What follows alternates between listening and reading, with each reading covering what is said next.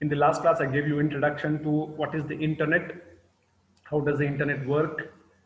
I told you that in the internet you have two very important entities, the client and the server.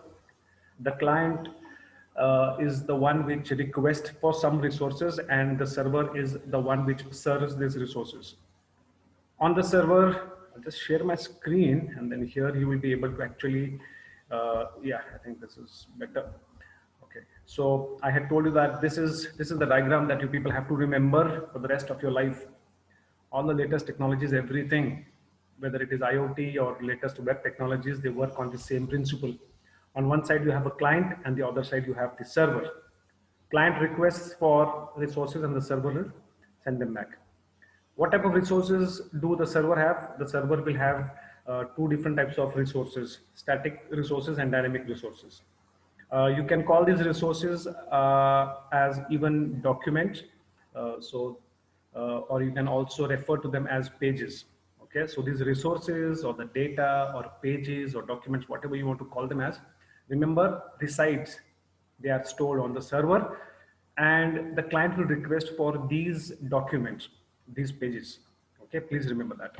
And on the server, there are two different types of documents that is kept: static documents and dynamic documents. What are static documents? Static documents are documents like HTML, any file with extension .html, any file with extension .txt, .pdf, .mp3, .mp4, .avi. These are all static pages or static documents or static resources.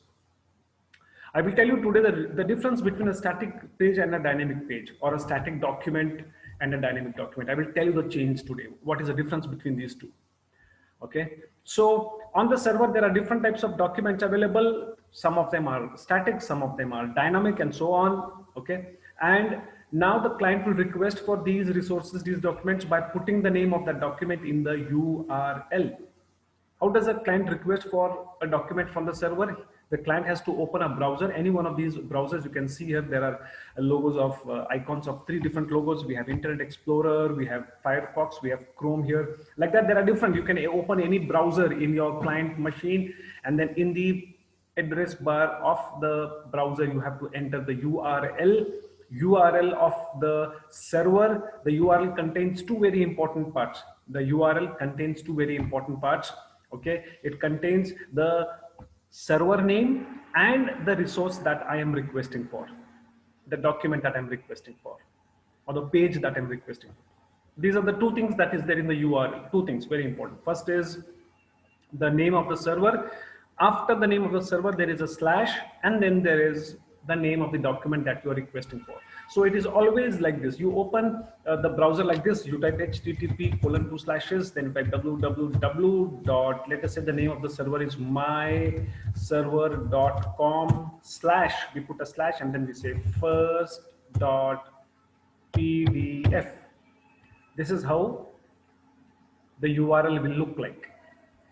So in this URL, you can find that there are two parts.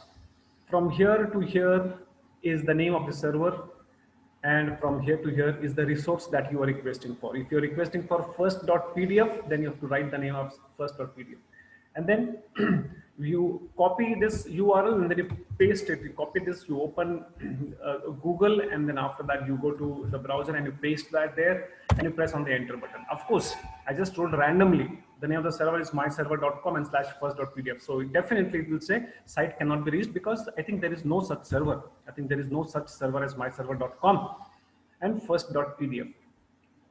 But I know for sure that I have my, okay.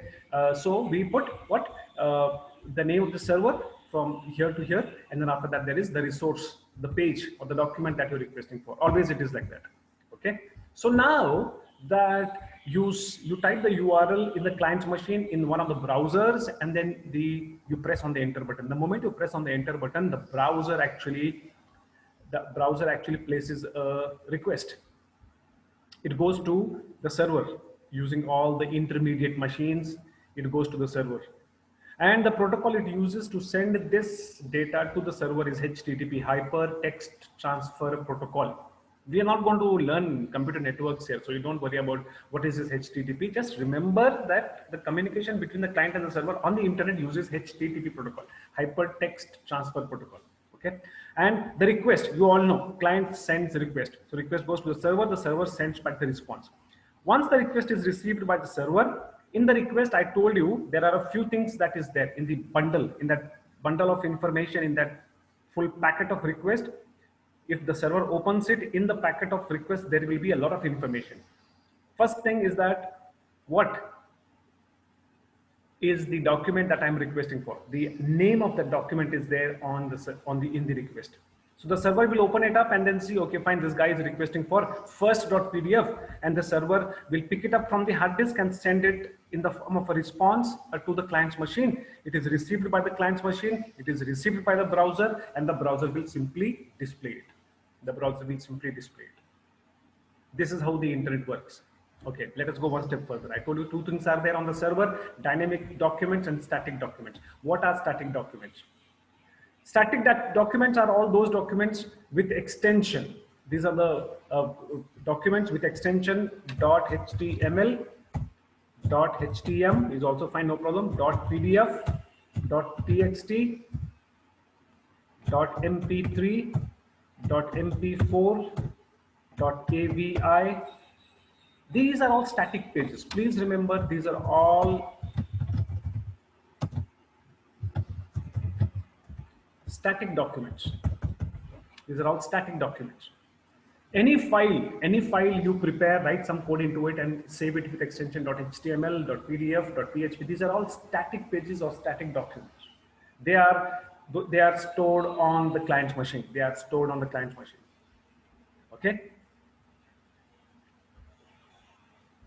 Okay. Now let us see what is a dynamic document.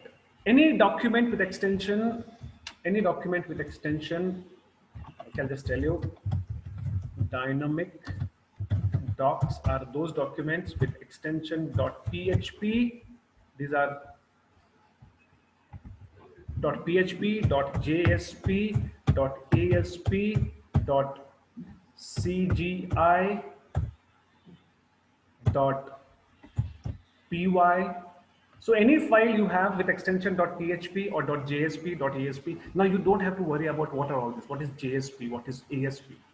What is PHP? We are going to learn PHP, how to write PHP dynamic documents. We are going to learn that as part of the subject. Okay, but there are other technologies also using which you can write your dynamic pages. JSP, Java Server Pages. Java Server Pages is the full form of JSP. To write your dynamic document, we use Java programming language here. Then you have something called as .asp, Active Server Pages. Active Server Pages. Here we use C# programming language. We use C# programming language to write our dynamic documents. Then you have .cgi.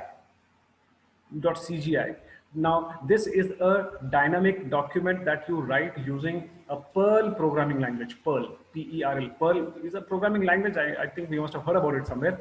Okay, but when people write their dynamic pages using Perl, they have to save it with extension .cgi.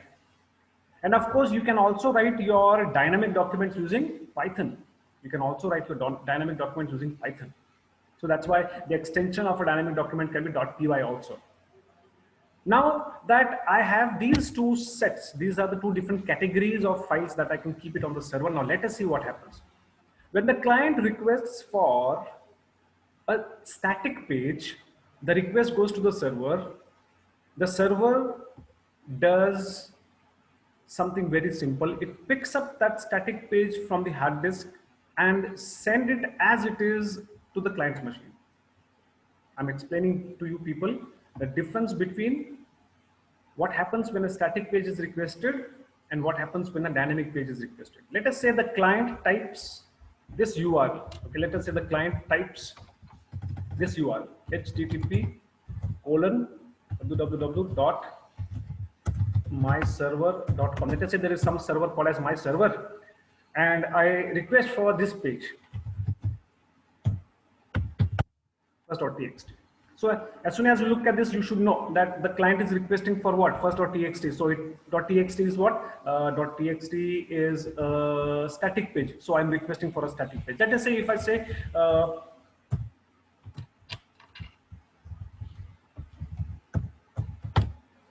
If I request for something like this, first.php, then I know from the extension of the file, that I'm requesting for a dynamic page. So when the client requests for a static page, something like first.txt, the request goes to the server.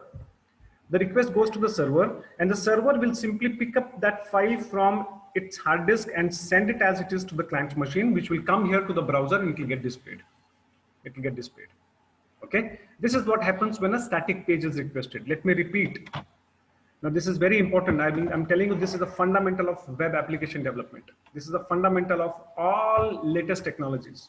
There are so many different technologies available today. There is React Native, there is a Code Igniter, then there are different Laravel framework for PHP. So many things are there, but they all depend upon this concept only. The client can request for two things, a static document or a dynamic document. When a static document is requested, this is what happens. The server will simply pick up that file from the hard disk and send it as it is to the client's machine. Now let us see what happens when the client requests for a dynamic page. Let us say there is a dynamic page on the server called as first.php. Okay, let us say the name of the file is first.php. When a dynamic page is requested by the client's machine, the request goes to the server. The server will pick up that file from the hard disk because it will be present there, and it will execute that file first on itself. It will execute that file on the server, and the output of that execution is sent back to the client's machine. This is the difference between what happens when a static page is requested and a dynamic page is requested. When a static page is requested, the server will simply pick it up and send it as it is to the client machine. But when a dynamic page is requested, the file, the dynamic page or the document gets executed. It will get executed because there is some code in that dynamic page. There is some code in that document, dynamic document. And that code is written using different programming languages. You can use PHP to write that code. You can use Java to write that code. You can use Python, Perl, C#, any programming language you can use to write that code. Now that code gets executed first on the server, and the output of that execution is sent back to the client's machine. That's it. This is where I end my case. I end my topic on what is the difference between a static page and a dynamic page. I have still not started with the actual syllabus, please remember that. But this was extremely important. I will repeat. When a static page is requested, the server will simply pick up that file from the hard disk and send it as it is without doing anything to it to the client's machine. But when a dynamic page is requested, the page is first executed on the server, and the output, the result of that execution, is sent back to the client's machine. And when it comes back to the client's machine, where it comes, whether a static page is requested or a dynamic page is requested, all of you remember that it comes to the browser, and the browser will display it to the user, to the client. Whatever the server sends back comes to the browser. The browser will receive that response, and then it will show it to the client. It will display it to the client. Whether a static page is requested or a dynamic page is requested, the response comes back to the browser, and the browser will receive that, and it will display it to the user. And that is why this happens. Now let us say I go to www.google.com. Okay, I type www.google.com and I press on the enter button. The moment I press on the enter button, the first page, now this page, it's a static page. It's a static page. It comes back. The request has gone from my browser to the server, and from the server the response has come back. And that response is nothing but this page here, which is getting displayed to me. And where it is getting displayed? It is getting displayed on my browser. My Chrome browser is displaying this page which has come back from the server to me. Now you will have one question here. Sir, you typed www.google.com, but you did not type anything after that. /first.txt. I did not type any name here.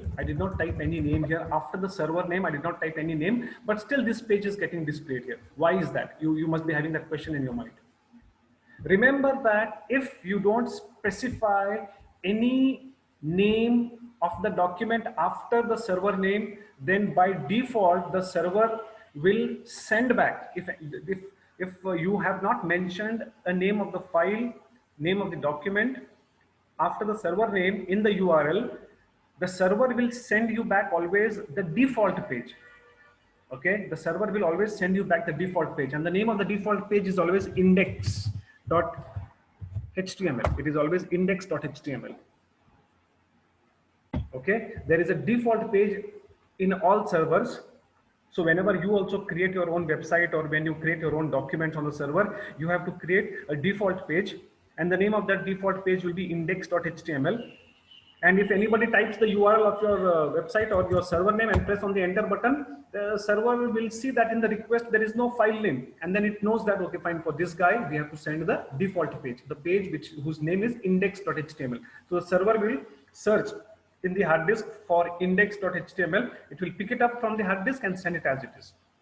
Okay, so please remember that if you don't mention the name of the file in the URL, the server will always send you back index.html page, the default page.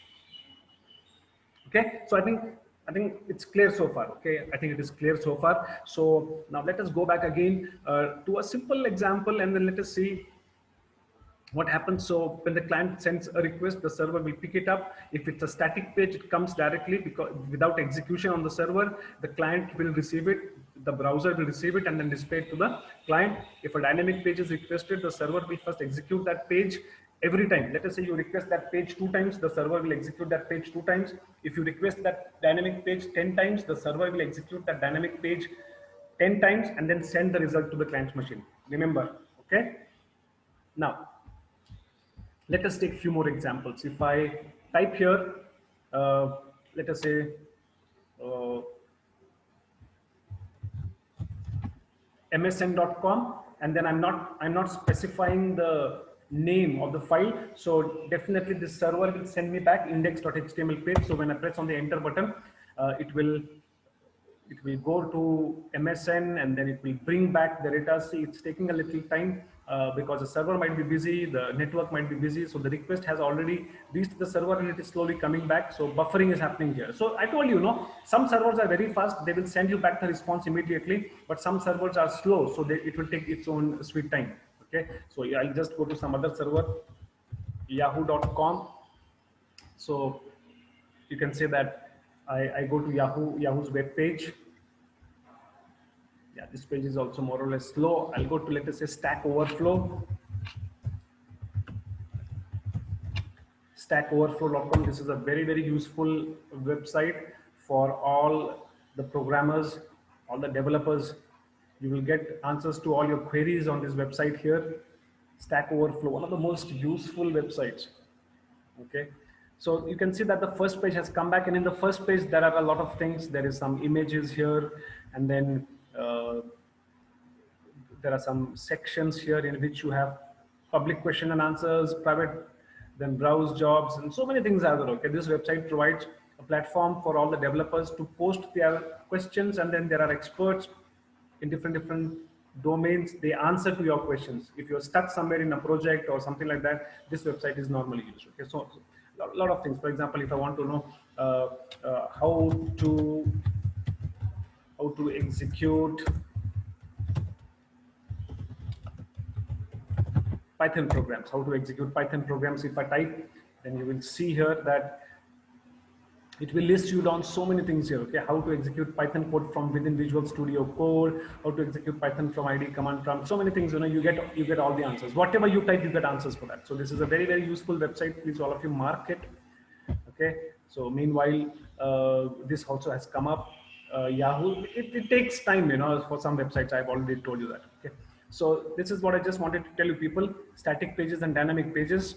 This is the textbook that you have to refer, Fundamentals of Edible. I'm searching for a soft copy of this textbook. If I get, then definitely I will share it with you people. Okay, but in the library we have the hard copies, no problem. Soft copy, if we get it, it will be fine. Good.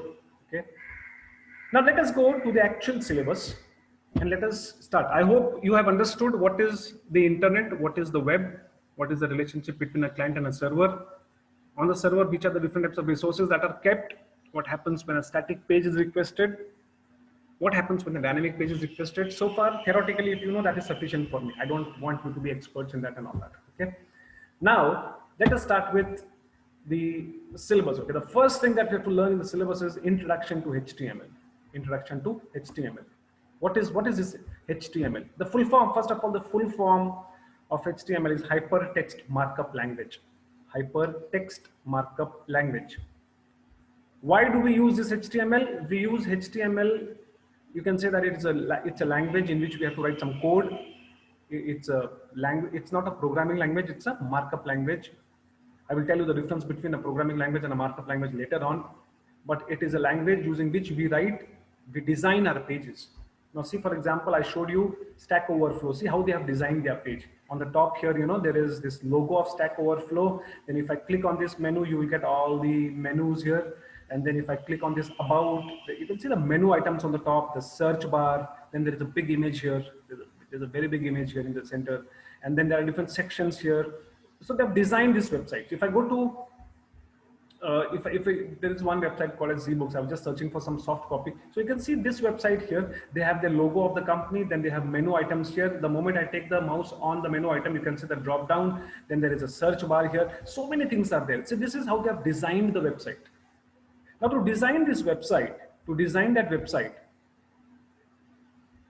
okay. Now to design this website, what we have to do is we have to use some programming language. We have to use some markup language or programming language.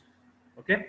Now, how do we design this web? You can see that on the top first, what is there? There is the logo of the company. There's an image. Then there is the menu items. Then there is this a search bar. Then there is a button here. Okay. And then so many things. The links are there. Okay. There are links. There is a table. There is a link, there is table, and there are more images down here. So many things are there in this. So how do we design this web page? We have to use a language to design those web pages. And the language which we use to design those web pages is called as HTML, Hypertext Markup Language.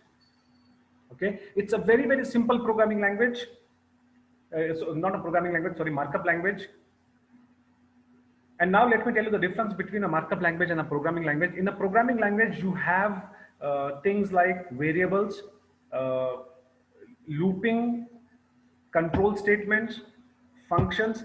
These are the type of things which are there in a programming language or a scripting language. But a markup language will not have all these things. A markup language will not have variable declaration. It will not have looping. It will have tags. It will have tags. Any language which has got tags is called as a markup language. Okay, and you will ask me now, what is the meaning of a tag? Okay, so let me just delete all this and let me just directly jump into the coding part and explain to you how does HTML look like. Okay, let me first type some simple HTML. HTML always starts with this HTML tag.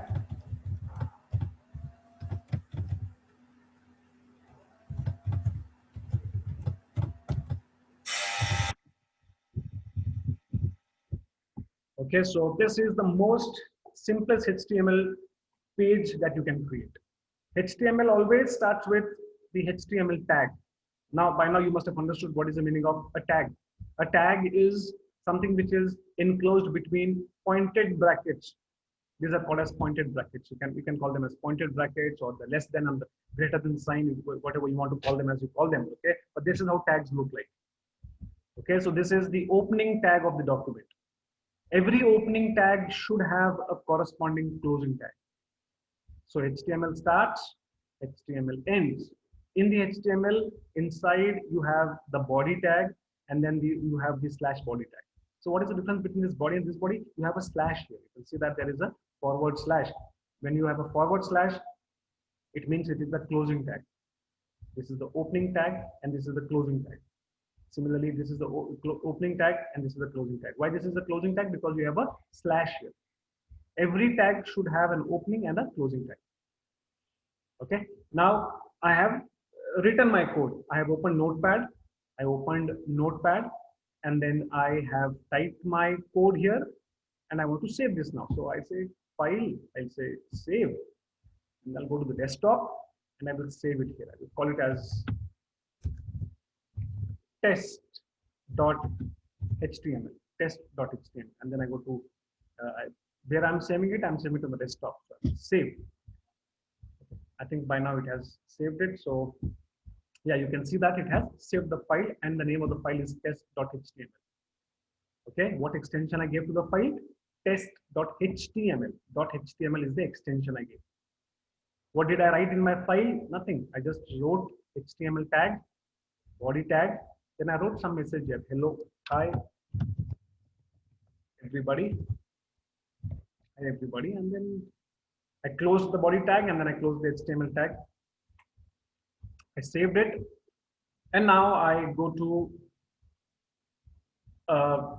the desktop. I go to the desktop and I simply double click on this test.html. I simply double click. When I double click on that, remember that this HTML page always opens with the browser. It always opens with the browser. It always opens with the browser. So when I double clicked on that page there, you can see that on my browser here, it displayed me that message, hi everybody.